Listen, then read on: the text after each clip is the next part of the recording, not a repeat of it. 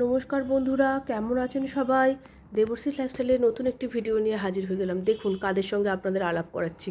আমাদের বাড়ির বারান্দার একটা লাইটের স্ট্যান্ড ছিল, তার উপরে দুটো বুলবুলি পাখি এসে বাসা করে আর ওরকম বাচ্চা হয়েছে। সারাদিন কিচিরমিচির করছে, ওদের বাবা মা সারাদিন আসছে আর খাওয়াচ্ছে।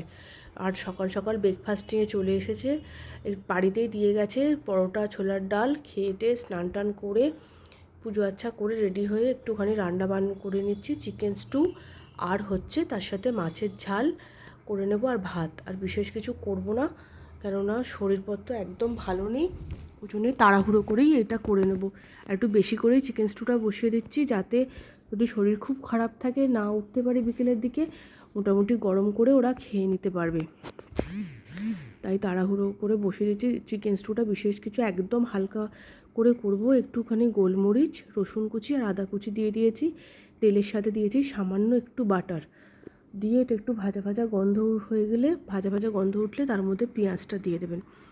পেঁয়াজটা একটু ভাজা হয়ে গেলে তার মধ্যে যা সবজি আছে, আপনাদের কাছে যেরকম যা সবজি আপনারা খান, আমার কাছে শুধু ছিল হচ্ছে একটু পেঁপে আর গাজর, আলু আর টমেটো দিয়েছি, আমি বিশেষ কিছু আর দিইনি।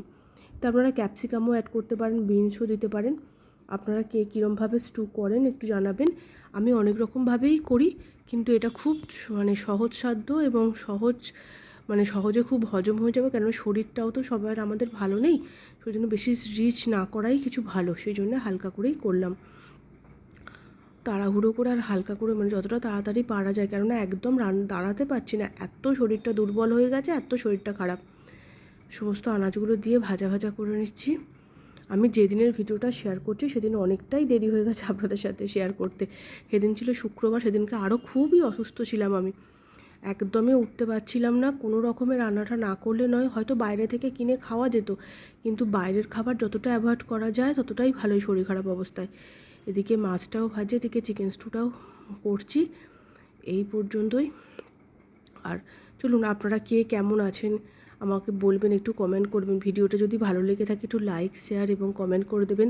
চ্যানেলটি একটু সাবস্ক্রাইব করে দেবেন প্লিজ, একটু চ্যানেলটি সাবস্ক্রাইব করে আমার পাশে থাকবেন। আপনারা খুব সাবধানে থাকবেন এই গরমেতে। বেশি গা ধোয়া এবং ফ্রিজের জল আমি ভীষণ অত্যাচার করেছি জানেন তো, তাই এতটা পড়ে গেছি। সেদিন তো আমি উঠতেই পারিনি। সন্ধ্যাবেলা পুনিত আমাকে একটু বাপুচি কেক আর ডিম সেদ্ধ করে দিয়েছিল, এটুকুই খেয়েছি। রাত্রিবেলা ওরা চিকেন স্টু আর পাউরুটি খেয়েছে। চলুন আবার পরের একটি ভিডিও নিয়ে আপনাদের কাছে